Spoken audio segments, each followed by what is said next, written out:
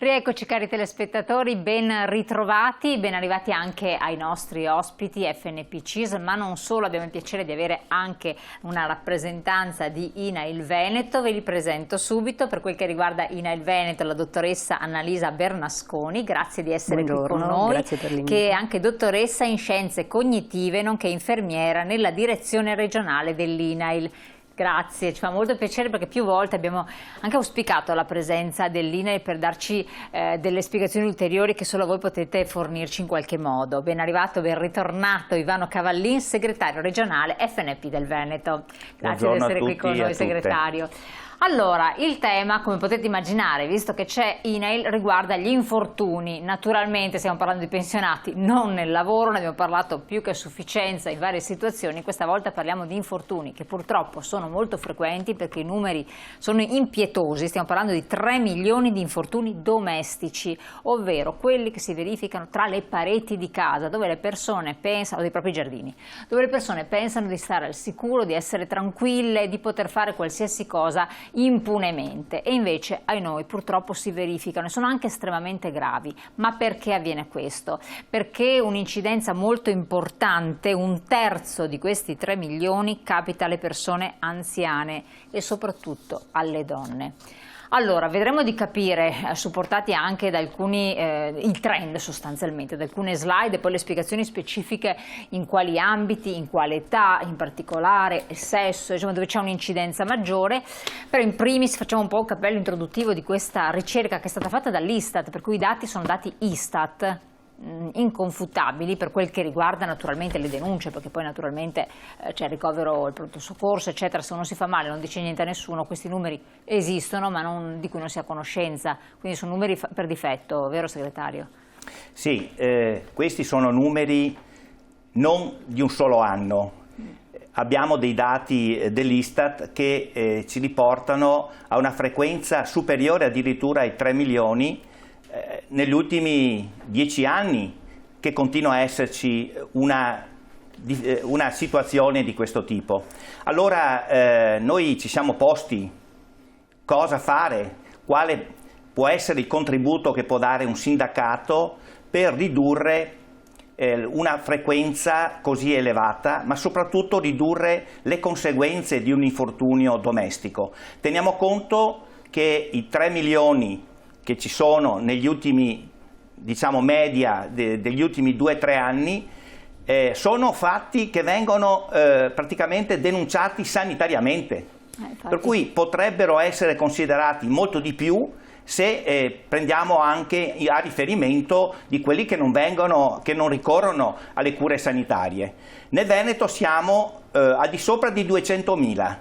E questo già il dato che noi su 5 milioni praticamente di abitanti che ha il Veneto siamo con una incidenza pari al 5% annuo. Poi, ecco, infatti, passo la parola alla dottoressa. Come trend, come percezione, perché quello che sta dicendo il segretario è abbastanza sconvolgente, ma forse i nostri telespettatori non se ne rendono conto. Sono numeracci. È sì, vero? Sì, in effetti diciamo che si è soliti pensare alla casa come un nido, come un luogo di protezione. In realtà è opportuno anche ripensare alla casa come un ambiente di lavoro organizzato, no? Quindi abbiamo una serie di ambienti, abbiamo una serie di pericoli che sono molto insidiosi. E quindi le persone dovrebbero cominciare proprio a ripensare a quali possono essere appunto i pericoli a cui quotidianamente sono esposti.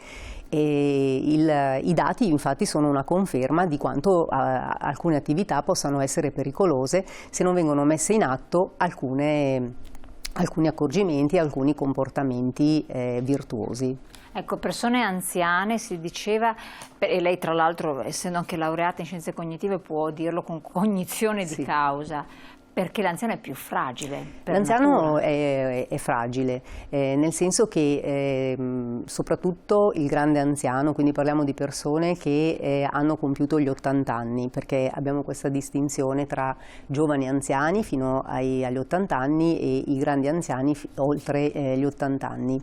Qui vediamo uno spaccato un po' della realtà. Prego, prego. Sì, si ha quindi una diminuzione delle capacità proprio anche cognitive, legate soprattutto agli aspetti che sono relativi alla memoria, relativi alla cognizione, relativi all'attenzione soprattutto, no? Perché è l'attenzione e la disattenzione in realtà una delle cause degli infortuni, perché nel momento in cui io non sto attenta agli stimoli che ci sono nell'ambiente, ecco qui che posso incorrere in un incidente. Ecco, cioè non si ha più la percezione della realtà, perché l'ho fatto fino a ieri, sono salito sulla scala per fare le pulizie, ho tirato giù le tende, ho sbattuto i tappeti, ho fatto una cosa normale, ho sceso le scale di corsa, perché poi alcuni si alzano di corsa. Fino a ieri andava bene, la percezione non c'è, che poi non va più bene, ci si fa male. In realtà c'è una percezione soggettiva dell'ambiente, no? Che a volte non coincide con quella che è la realtà oggettiva. Quindi nel momento in cui io non tengo conto di quello che è come sento il mio stato di salute, il mio stato di benessere, ho le vertigini, ho dei problemi cardiocircolatori, ho dei problemi di memoria, ho dei problemi, magari ho l'udito, magari non sento il fischio, per dire, della pentola a pressione, ho una vista, un calo della vista, quindi non mi rendo conto magari che c'è un dislivello. Ecco qua che questi sono tutti come dire, fattori che vanno a influire negativamente sul rischio. Assolutamente. Segretario, come ci si fa male? Perché qua ci sono dei dati, innanzitutto chi si fa male principalmente, che era un po' la prima slide che avevamo in qualche modo intravisto e ci faceva capire dei numeri un po' preoccupanti con l'incidenza, soprattutto, come diceva la dottoressa, in una certa età, cioè 80 anni e più, un numero altissimo, eccolo qua la vediamo appunto, sì, il grafico, però vedo anche numeri importanti, la fascia 45-64 anni, prevalentemente donne, però sempre, perché qua abbiamo le donne sono sempre in maggioranza a farsi male, forse perché sono di più.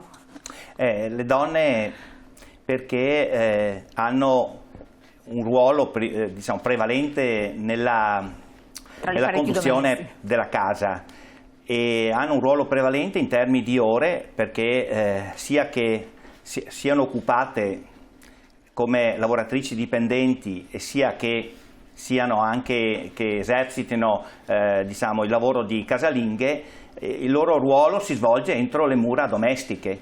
Allora abbiamo questa percentuale molto più elevata, perché è più elevato il ruolo della donna nella esecuzione di lavori che sono percepiti come lavori, diciamo, normali, ma che possono anche avere delle fonti di rischio. Teniamo conto che la maggior parte degli infortuni avvengono in cucina.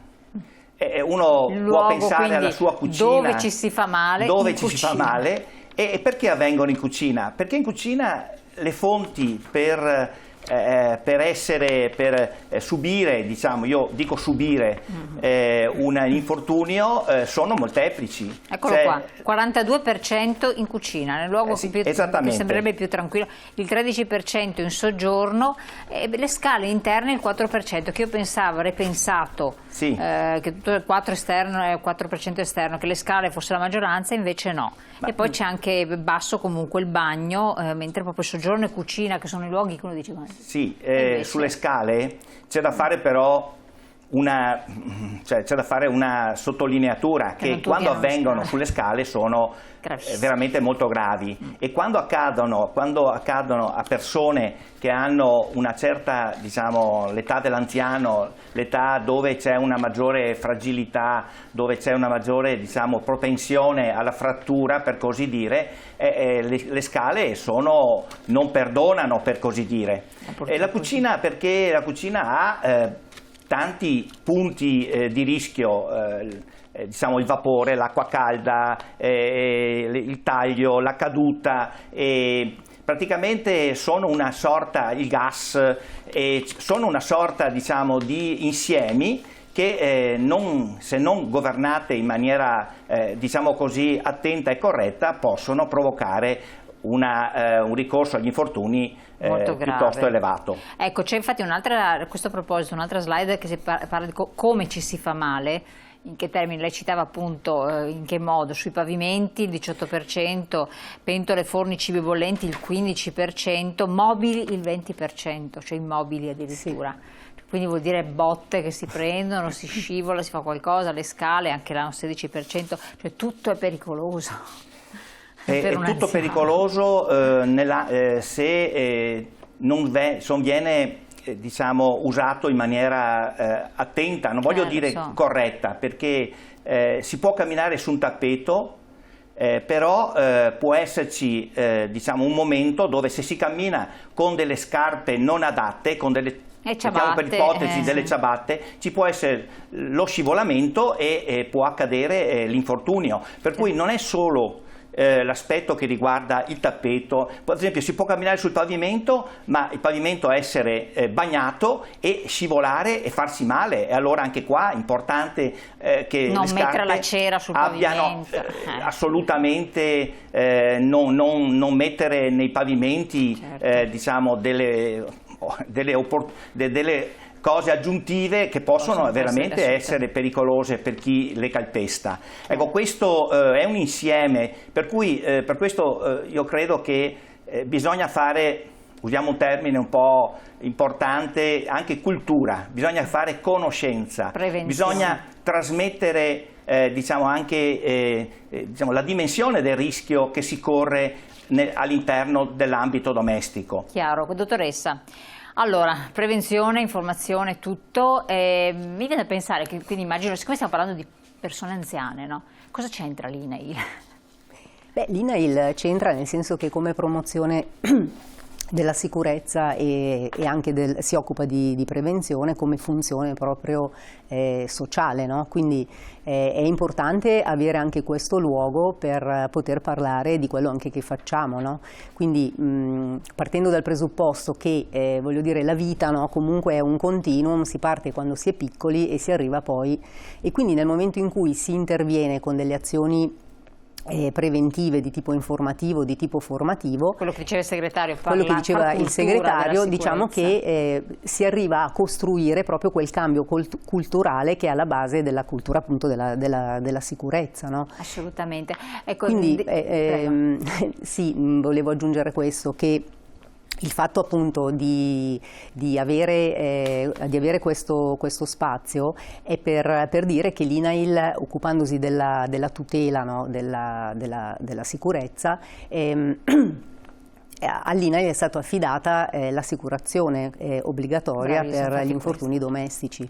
C'è un'assicurazione che magari chiedo all'ultima slide di farla vedere dalla regia, perché può essere importante, anche non tutti ne sono pienamente consci e consapevoli, invece eccolo qui. Esatto, allora questa assicurazione è rivolta alle persone dal compimento del 18° anno fino ai 67 anni di età.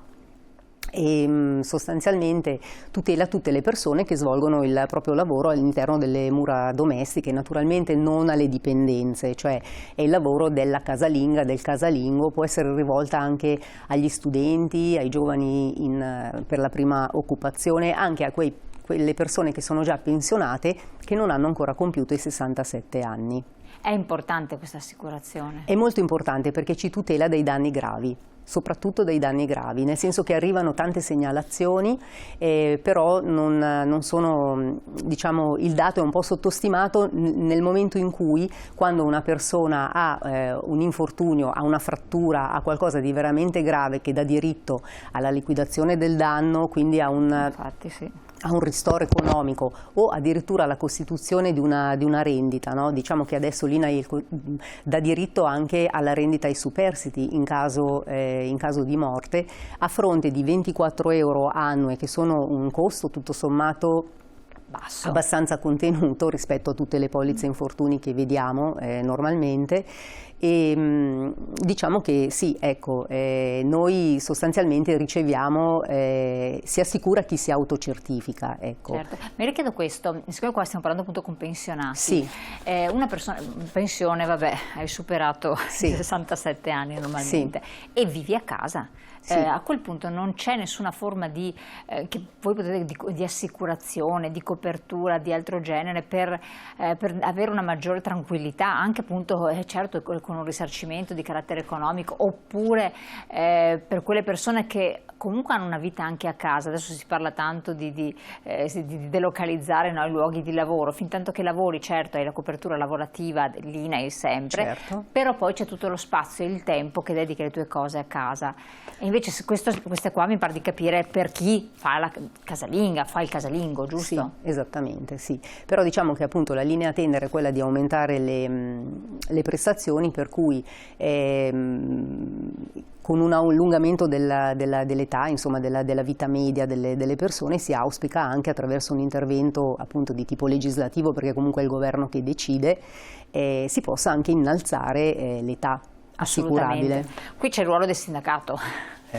Sì, diciamo che da 65, era 65 fino... Si è innalzata a 67 anni. Alcuni anni fa. E anche le prestazioni sono, diciamo, usiamo il termine interessanti, anche se sì. Parlare di prestazioni interessanti a fronte di un infortunio domestico è sempre una cosa da prendere con un po' di attenzione. Sì, assolutamente. Ecco, per cui sugli anziani pensiamo che più che assicurazioni, che sono sicuramente importanti, perché pensiamo solo cosa può provocare una frattura a seguito di una caduta.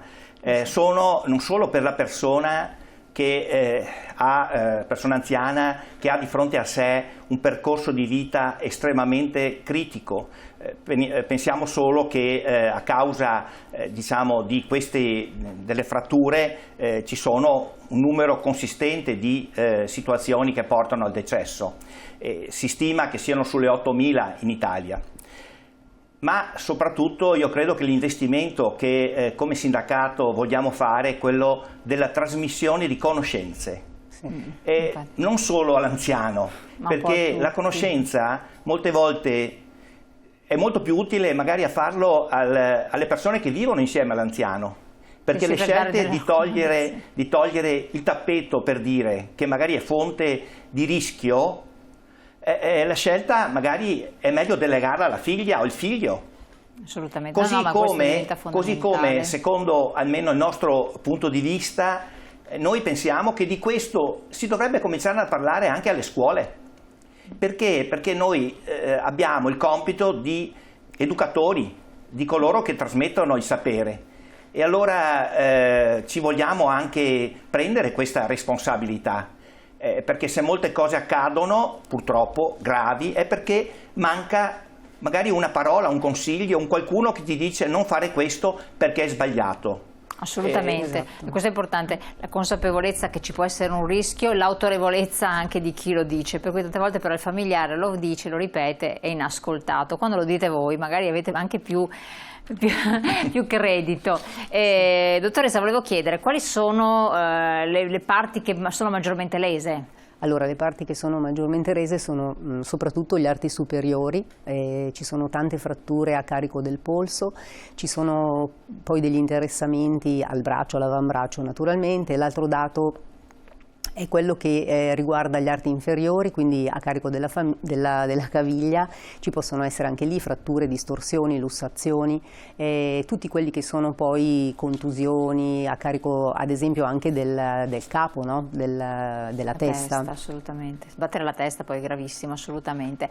Ecco, lei prima ha detto diminuite capacità psicofisiche, questo bisogna avere contezza, e qui la famiglia può aiutare perché vede che magari la persona anziana non è più presente a se stessa come prima, per cui degli alert importanti. E anche una diminuita autonomia. Diminuita autonomia, questa è l'altra cosa, per cui vista, udito e capacità di equilibrio diminuiscono. Sì. Questo è un dato di fatto che voi avete certificato, no? Assolutamente sì, nel senso che la persona anziana può avere dei disturbi di tipo sensoriale e quindi si possono verificare, ma anche per un processo naturale di invecchiamento. Non necessariamente si tratta di patologia, è un dato, è così. Di conseguenza è utile che le persone ne prendano consapevolezza. Assolutamente. E poi c'è l'assunzione di farmaci. Ecco, riguardo all'assunzione dei farmaci, quello che mi viene da suggerire è che sia un'assunzione corretta, nel senso che può capitare che i farmaci abbiano delle conseguenze a livello così attentivo, cioè una persona magari non so, ha una diminuzione dell'attenzione, no? Proprio legata al farmaco assunto magari prima di andare a dormire, no? Però magari se c'è la giusta così, il rispetto della prescrizione agli orari corretti, in modo diciamo abituale, abitudinario, no? E si può arrivare a contenere anche questo tipo di problema, perché naturalmente l'attenzione è la base di tutto rispetto al rischio. Dopo lei non è per carità geriatra, ma abbiamo interpellato anche sempre con il supporto del sindacato, anche un geriatra una volta aveva detto una cosa interessante: l'anziano si disidrata, non sente la sete, deve bere, se non beve diminuisce la capacità cognitiva e poi non mangia, anche se dovrebbe mangiare poco di continuo e tutto, non mangiando va in deliquio in qualche modo, quindi mangiare e bere, anche poi d'estate bere diventa fondamentale. Idratarsi, mantenere anche un buon esercizio cognitivo che può sicuramente aiutare anche per quanto riguarda la memoria, per esempio, no? Semplicemente anche l'atto di sistemare, fare ordine in casa in un modo metodico, per esempio, no? Infatti, cioè mantenere proprio l'invecchiamento attivo, forse inteso anche in questo senso, mi viene da dire. Assolutamente. Tra le altre cose chiedo anche alle segretarie, ci sono i rischi, a parte abbiamo detto mobili, come diceva lei, tappeti, le cose più banali, però ci sono anche i rischi elettrici che sono folgorazione, ustione elettrica ed esplosione. Sì.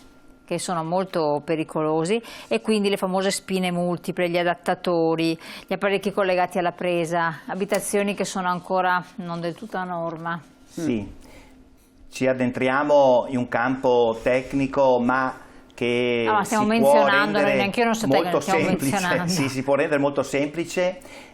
Sappiamo che uno dei rischi maggiori è quello di toccare prese o apparecchi elettrici magari con i piedi bagnati, con le mani non completamente asciutte, oppure ci sono appunto, si mantengono in casa molte volte, ma questo succede personalmente anche a me, alcune prese che magari possono reggere una tensione inadeguata, ecco, cioè molte volte carichiamo su queste prese delle tensioni che poi possono sfociare in situazioni anche di rischio di incendio sulla presa e di conseguenza anche sull'abitazione.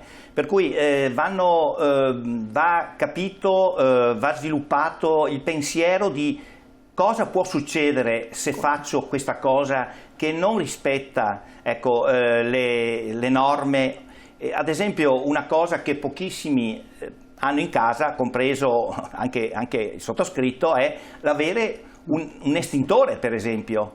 Quanti hanno l'estintore in casa? Pochissimi. Nel condominio, ma non c'è nell'appartamento. Eppure sarebbe una cosa che viene raccomandata dalla prevenzione, no? Perché può essere l'elemento che evita intossicazioni, perché il rischio incendi è un rischio presente all'interno di un'abitazione. Ecco, pertanto lo sforzo che noi chiediamo è quello di non avere diciamo, un solo punto di interesse, ma comprendere che l'interesse va rivolto a molti fattori presenti nella casa. Dottoressa, tra l'altro interrompo con il segretario perché mi viene in mente una cosa, per esempio il gas, no? Sì. E quindi il sistema di allertamento, ma è un po' come i bambini a questo punto, cioè come con i bambini si usano tantissime cautele, si guarda tutto, perché qualsiasi cosa può essere pericoloso, dalle scale alle prese elettriche, e lo stesso bisognerebbe recuperare con gli anziani, quando si parla anche di diminuzione cognitiva. Sì, assolutamente. Senza che si offendano. No, assolutamente. No, qua si tratta di dire questo, diciamo, quello che è il comune denominatore potrebbe essere la sorveglianza, no? Come si ha sorveglianza dei bambini, ci può essere una sorveglianza non imperativa, nel senso una sorveglianza, nel senso dare un occhio, educativa. Per quanto riguarda la presenza magari di un anziano che, come appunto abbiamo detto, può avere qualche deficit cognitivo, qualche limitazione, soprattutto se vive da solo. Assolutamente. Ecco, ci sarebbe ancora tanto da dire perché sono tanti gli ambiti, voi li avete anche ben scanditi, eccetera, per cui anche con il supporto del sindacato è possibile trovare tutti i punti da attenzionare. Il tempo è volato letteralmente, ci sono i rischi meccanici, utilizzo di utensili dalla cucina al giardinaggio, eccetera, rischi strutturali, gli ambienti vanno illuminati molto bene, i tappeti come diceva lei, le cere da evitare, gli spigoli vivi che poi un anziano fa una ferita e non guarisce più, perché veramente dopo da là si apre una tragedia. Sì. E poi le fiamme accese, la carta sulle superfici, le caldaie che devono essere controllate, lei diceva gli estintori, sì. Assolutamente. E poi naturalmente le norme igieniche vanno rispettate attentamente, la persona va supportata in tutto questo. Insomma, ci sarebbe ancora tanto da raccontare. Noi speriamo di avere ancora possibilità di approfondire questo tema, perché le cose vanno dette, ridette, ripetute, soprattutto a chi magari ha qualche anno in più, visto che abbiamo visto le percentuali, gli over 80 sono i più coinvolti. Io ringrazio la dottoressa di essere stata qui con noi dell'INAIL, ringrazio a lei segretario di averci fatto questo quadro generale e soprattutto di aver affrontato questo tema che reputo sia molto molto importante, non solo in virtù dei freddi numeri, ma delle persone che sono coinvolte, perché già una persona pensionata, anziana, ha i suoi problemi magari di salute, e se questo si aggiunge che tra le pareti domestiche non è sicuro, diventa ancora più allarmante. Grazie ancora a voi telespettatori di averci seguito, la puntata la rivedete in replica nel nostro sito.